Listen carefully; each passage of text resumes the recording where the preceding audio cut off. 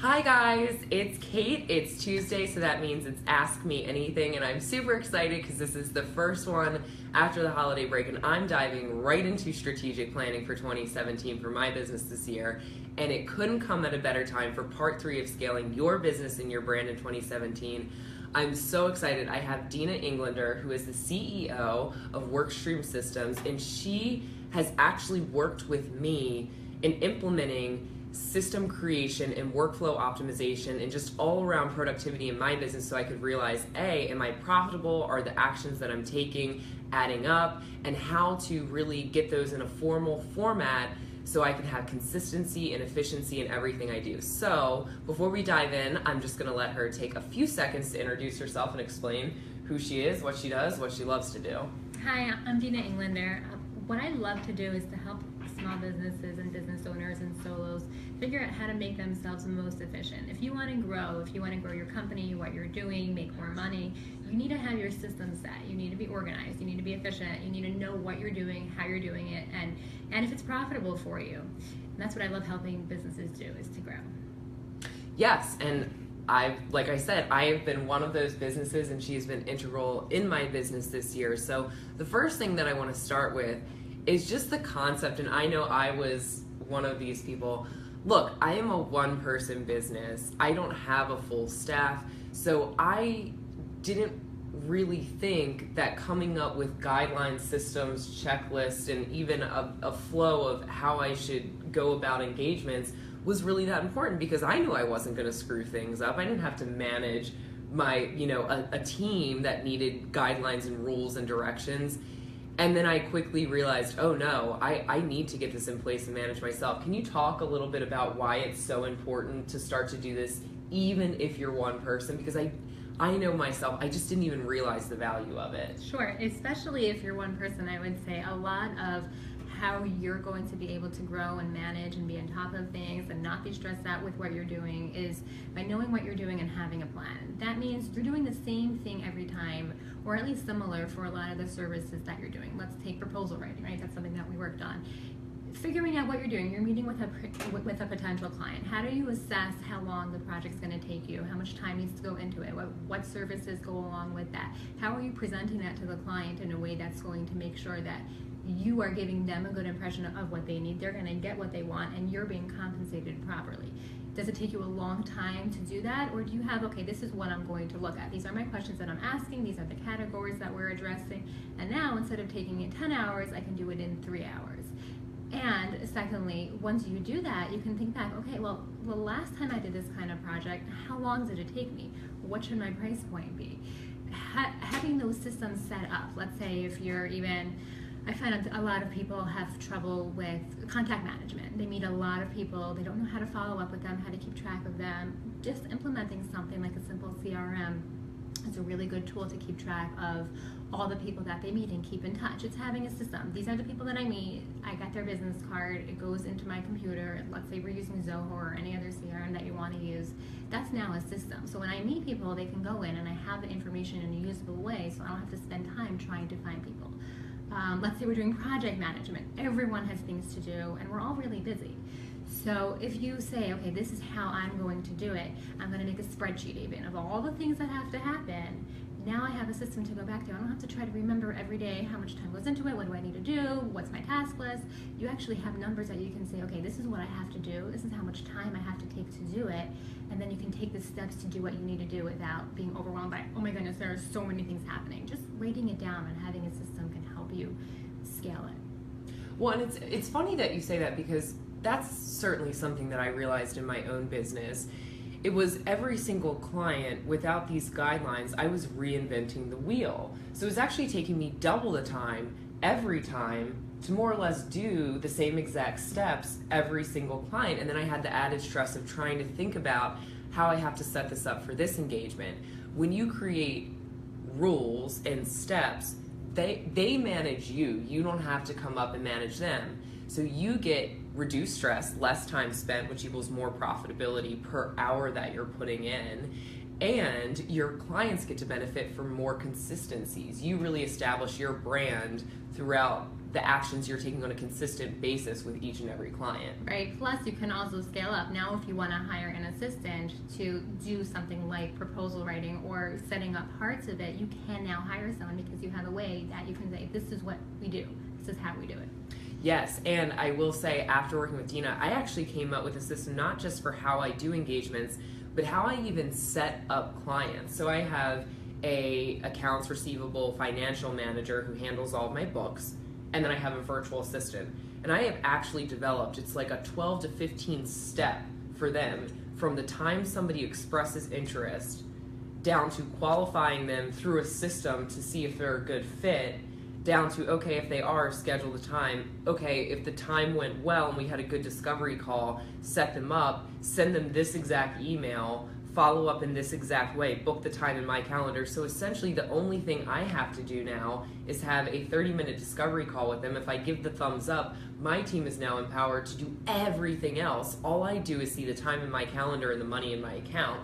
I don't have to spend what was adding up to hours of back and forth really getting them set up, which, guys, that does factor into your profitability. These are the soft hours that you don't think about when you're pricing out proposals. And this is where I would add in that it is so important to outsource all the things that you don't have to do. You know how much time you could free up if someone else is managing setting up your appointments or doing your bookkeeping and things like that. And I know it's tight for a lot of small business owners, for if you're on your own, you don't want to spend that extra money on someone else doing it for you. But think about how much time and energy it's going to save you. If you free up even 4 hours of your time a week, how much money does that mean that you can earn now in those same 4 hours? It's way more outweighs the cost of the virtual assistant or bookkeeper that you're hiring. So let's say that, they're watching, they realize, okay, I'm in a little bit of chaos here, and I really want to, in 2017, implement these systems, manage myself, get efficiencies, and be able to get scalable because I realize truly how much time I'm spending and how much I can take on. What would you recommend is just a simple activity they can do?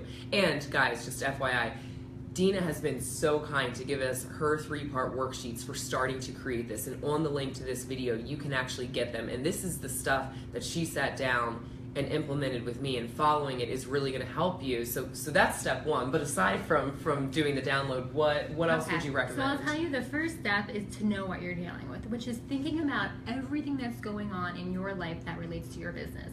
Is it emails? Is it phone calls? What are you doing? How are you doing it? Track it from the minute someone contacts you as a potential client until when you're actually billing for their services, which is doing the intake, assessing whether they're the good client, doing the proposal, actually doing the services, doing a quality job, following up, making sure everyone's really happy with it, and billing them.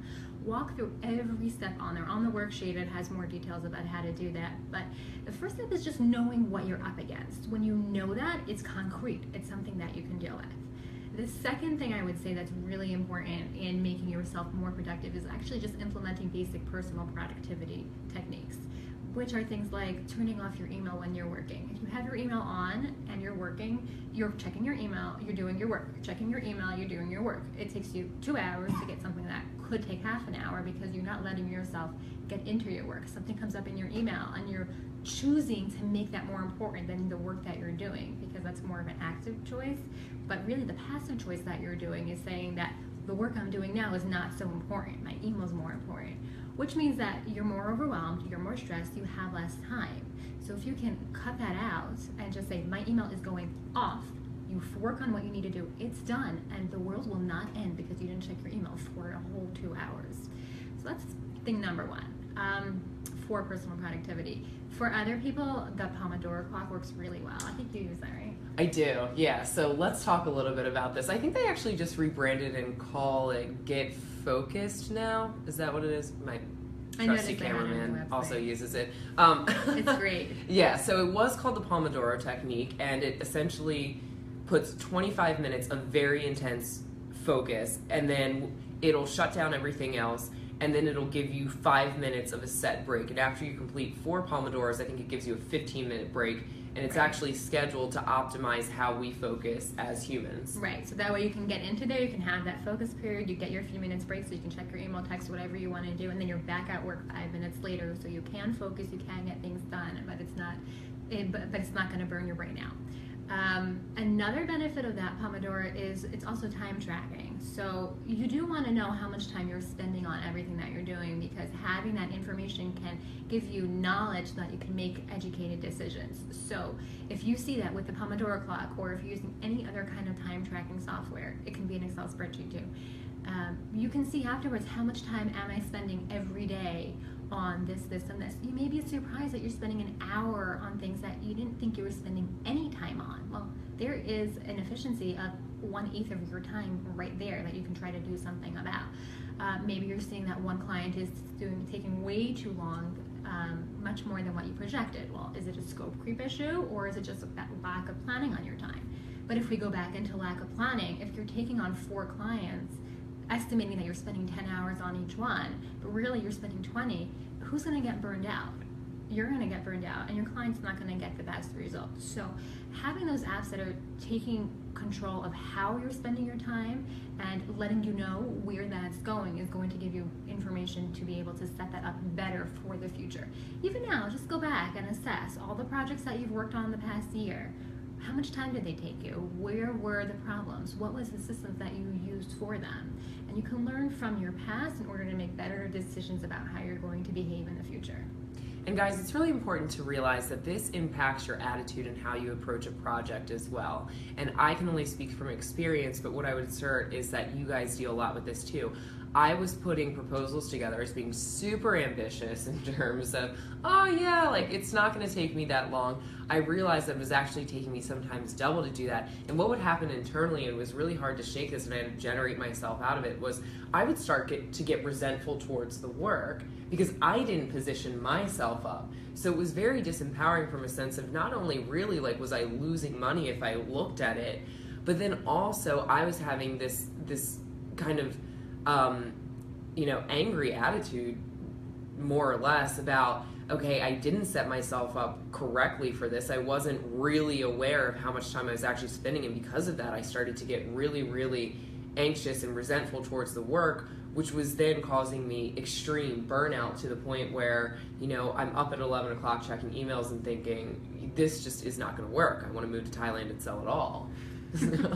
Right, which then when you're in that kind of situation, then you're like, okay, what do I have to do? How can I do the same thing in much less time? Automating, having the system so that okay, this is how I'm going to do that. And then you implementing your productivity techniques. We do get into situations like that despite our best intentions sometimes. Things come up, people get sick, like it does happen. So being able to keep yourself as productive as you can will help you during these times, but then of course setting up yourself to plan for the worst case scenario so that you can really give yourself and your client the happiness in doing a really good job instead of making it a stressful experience. Exactly. And I will say too that this is really about sticking to these systems. So doing all of these exercises are great, and you're going to learn a lot about your business. And where the power comes in is letting them discipline you. And I feel that every time I actually deviate from my system, I make an exception here or there, it 100% of the time comes back and bites me in the butt. So much so that I've told my virtual assistant, here's my rules that I've created for myself. Make sure I play within them, because I will tend to flirt with them a little bit and then I always get upset. So make sure that you set up these rules and don't be afraid to communicate them to clients, to strategic partners, to other people that you work with, because they need to know the rules of the game that they're playing, or else you're all just out there and there's nothing that's pushing you together as a unit. So if you decide I'm only checking email at 12 p.m. and 4 p.m., don't feel afraid in communicating that to your clients and your strategic partners so the expectations are there as well and everybody who's involved. Right. I will add also, having your computer set up the right way and having the right systems is going to do a lot of good for you. If your computer is fast enough, you will be able to work faster, you will be less frustrated. If you have a system, whatever kind of system it is that your contacts go into, your projects go into, your timekeeping goes into, your accounts receivable goes into, there's so many apps out there that are available that you can use, and it will really, really make a huge difference. Just Google time tracking, for example, or help me write a proposal, or how do I send my invoices out? Almost everything has some kind of app that you can use to do that. It makes a big difference. Great. So really quick before we wrap it up, how are we doing on time? 14 minutes. Oh, excellent. Okay, so we always strive for 15. We see then you guys fall off and kind of get sick of hearing us talk. Oh, we have a couple questions. Okay, great. So before we dive right into questions, top 3 tools you can't live without or would really advise people download. We might have already talked about one of them, but what are your suggestions? Pomodoro definitely is one. Excel, completely underused, so useful. You can use a Google spreadsheet. Just write things down, keep lists. You can use filters. Those are something that people like. If you want to be really fancy at pivot tables, something that will give you a report, like projects that you have coming up, how much time do I have to do, when is it due? You can run a report and say, okay, by this date, I have this amount of projects due and I need this amount of time. Great, I can plan my week now. And then really Google, actually, Gmail. If you have a business, the Google Suite, I think they call it the G Suite now, for hosting it and your email and your calendar. It is so integrated and so wonderful and works with everybody else, and that is an instant productivity boost. I will say I've set a lot of my systems up in Google in various folders in the drive, and the coolest thing is you can link to different documents. So I'll actually, if you guys want it, and put it in the comments section if you would like, I actually will advertise or put out there for you guys to get the 12 steps that I've set up for my prospecting and client onboarding system. I mean, it's down to that level.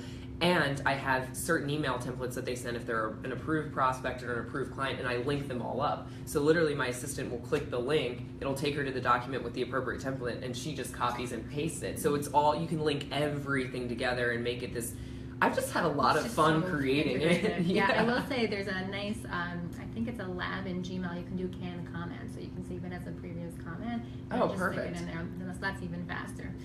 You can experiment with it. It's fun. See, she's making me faster in every type of way. Go figure, I'm doing it the step slower way. This is why I rely on you, Deena. Okay, so yeah, let's open it up to questions and see what's out there. Carla would like to know, what business does Deena own? Workstream Business Systems. We started it about 6 years ago, and I help companies become more productive and efficient, whether it's a solo or a large company, working with the workflow efficiency and creating customized software. That's what we work with. Antoine would like to know, he says, hi Kate, I'm new to chats, but they have definitely been helpful. Any advice for a college student building a creative agency? Ooh, any advice for a college student building a creative agency? Yes. Riches are in niches. Focus on what aspect of marketing or whatever it is you would like to tackle. I started off doing marketing and branding. It was this broad spectrum idea, and what I really realized was I was, being a jack of all trades, and I wouldn't say master of none because my clients were happy, but almost to the same token of what we were talking about today, I realized that because I was spreading myself so wide, I didn't have a lot of consistencies, and it was hard to communicate to people what I really specialized in. And I do think, especially because of the internet and where we are in the marketplace these days, we are becoming a society of hyper-focused and specialized fields. And gone are the days of the generalists. People know what they need, they're educated enough to know what they need, and they're looking for the person who can create even a very specific aspect of that. So a client of mine reached out to me last week. He's getting ready to launch an online product and said, I really want to set up funnels. I am not a funnel hacker or builder. There are folks who are so good at tying all of those systems together. I can give you the concepts of them, but actual hardcore execution, he really wanted like a hired gun who was a master at his craft. So actually, paradoxically, I think people don't realize this, but you will grow your business faster when you narrow down your focus than you will being a generalist, because people will seek you out for a very specific trait, and that's something I didn't realize until I was really getting into it. Anything else? Okay, great. Guys, thank you so much for tuning in. Before I let you go, realize that this is the last week before we turn the clocks and 2017 is upon us. Take this week to really sit down, grab the worksheets that she's put out, and look at how you want your business to look in 2017.